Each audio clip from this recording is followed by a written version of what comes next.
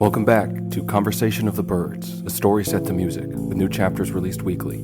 Written, composed, and read by Jamie Holcomb. Our birds have been stuck in the cave for some time now, and our lost birds are catching up to them. Let's hear what happened next. Let's listen.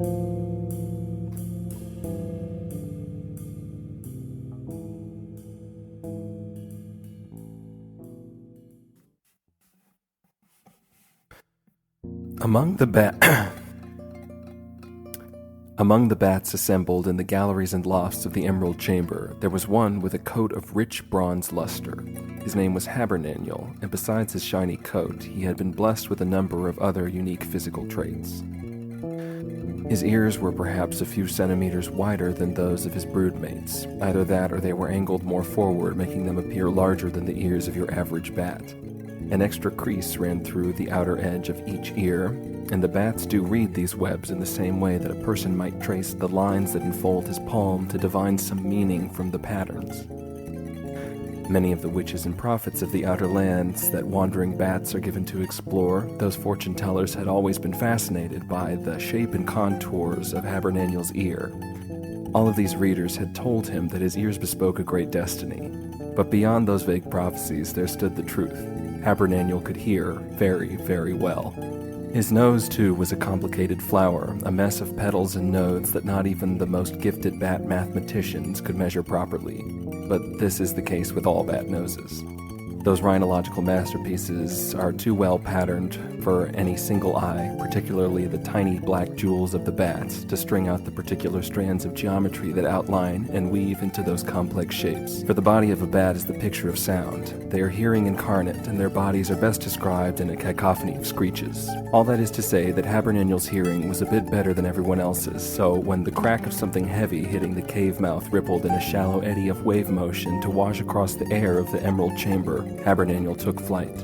He was halfway to the entrance when he noticed the absence of rustles and screeches behind him. Before he could turn back to his brethren to sound the alert as his duties dictated, for he was that same bronze herald who had announced the birds to his kings, Habernaniel's ear caught a clear blue crystal, and even the most extensive note on bat psychology couldn't explain that mystery more clearly than the fact itself. A blue crystal was born in Habernaniel's mind when he heard the dove crying. He slowed his flight and silenced his navigatory mutterings to glide covertly into the shadow of a stalactite. Scrabbling around the mineral cone, he surveyed the two birds on the cave floor. How, moaned the dove, how could this have happened? Habernaniel climbed down lower so that he depended from the tip of the cone by one clawed foot. The bat considered the hummingbird, who hung his head to hug the dove. "Don't cry, sweet lady," the bat said. At once both birds lifted their heads to witness shining Habernaniel flutter down like the first leaf of autumn. Landing close by, Habernaniel kneeled and bowed, folding one wing across his body like a cape. "Please," said the dove, "we are lost. We are tired. Please don't treat us cruelly." Habernaniel rose and capered towards the birds. The hummingbird stepped in front of the dove before the encroaching bat. "Don't come any closer," he said. "You mistake me," said Habernaniel. "I mean no harm. I am Habernaniel, herald of the Bat Kings. I alone could hear your entrance into our cave by virtue of my significant ears. I am rare among bats, but you are in trouble. You have been lost, but now you are found. Come, please, allow me to escort you to our king's chamber. Your fellow travelers are already waiting in conversation with our lords." Well, the hummingbird's demeanor did change then, and the dove dried her eyes. "They're here," she said, "the rest of our flock?"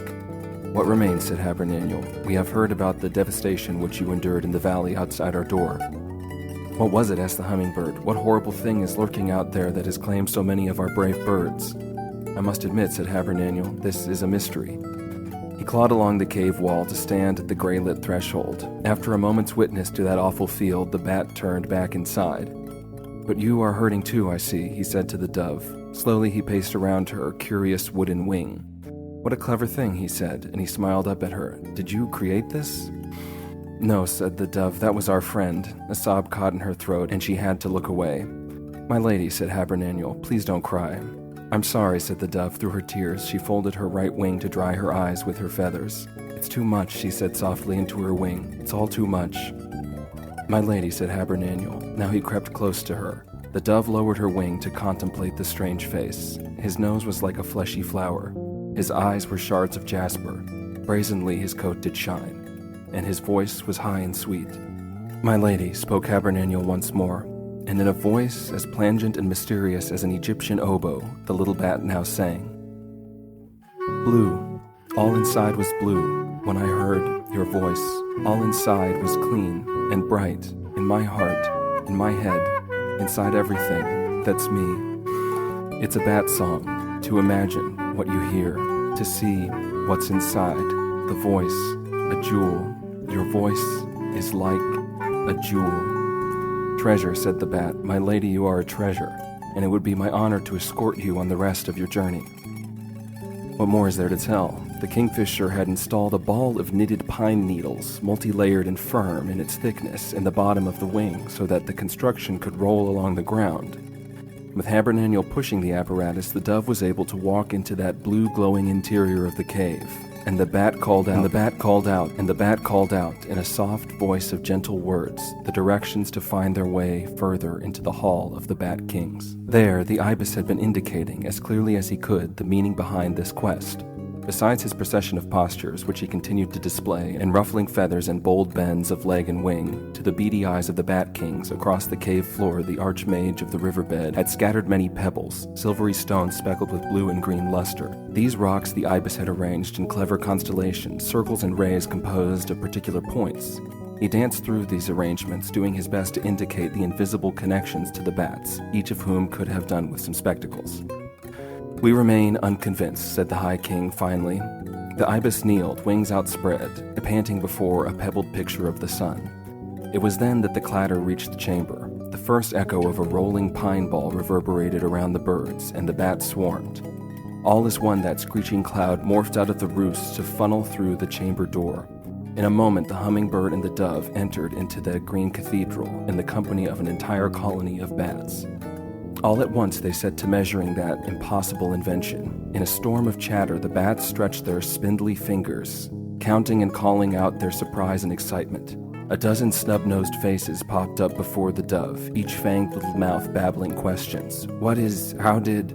An older bat rocked the wing with a light shove to discover the wheel ball in the bottom.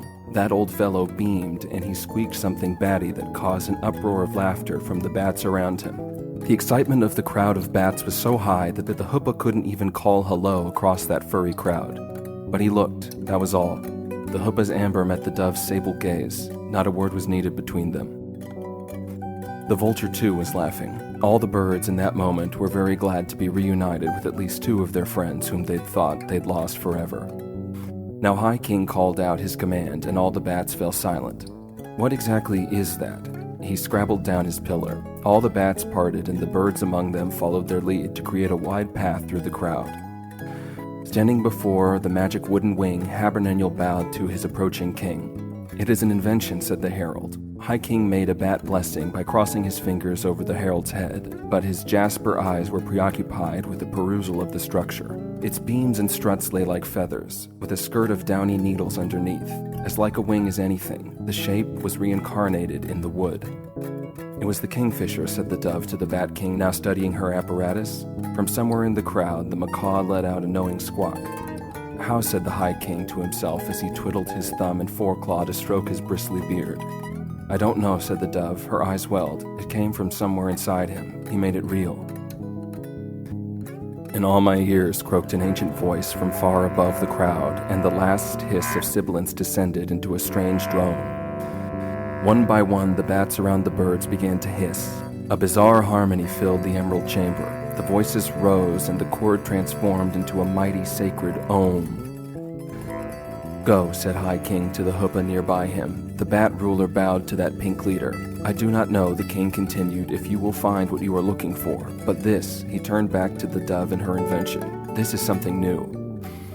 Bats have been blessed, through the centuries of transformation, with a special gift. We can see what we hear. Even now the echoing of this chamber redescribes that place in the eye of my mind. But no bat, not even our most rare heroes, no one has ever taken something from inside himself and turned it out into reality. Whatever force it is that drives you birds, there is no arguing. It is real. Your quest is true. Go. Please let us guide you safely through our halls." Still kneeling behind the king, now Habernaniel spoke. Your Grace, if it pleases you, allow me to join their quest. I can carry this special apparatus along with 4 other stout flyers. I have the boys in mind. Allow me to join the birds, and when we return, I will tell you all that I have seen, so that the bats may possess this special knowledge too. The king simply smiled and nodded his consent. With a click of his tongue, Habernaniel materialized a quartet of black bats. All 5 wingmen assembled themselves on the invention. On my signal, Habernaniel called. He trilled rapid-fire clicks, and altogether the 5 bats flapped. Flap, dove, Habernaniel called, all together as one. And they did fly.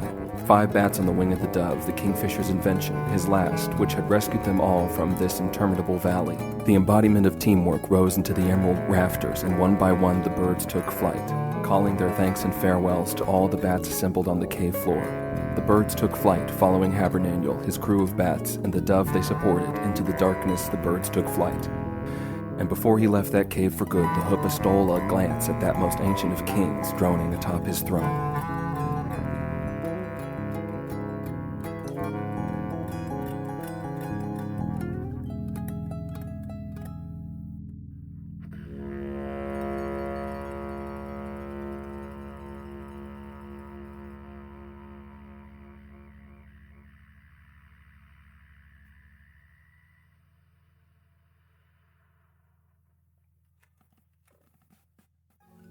This has been Conversation of the Birds, a story set to music, with new chapters released weekly. Written, composed, and read by Jamie Holcomb. Produced by Supermoon. Join us next week for our next installment. If you'd like to check out more from Supermoon, visit us on TikTok or at our website, gosupermoon.com. That's GOSUPERMOON.com. The quest continues next week.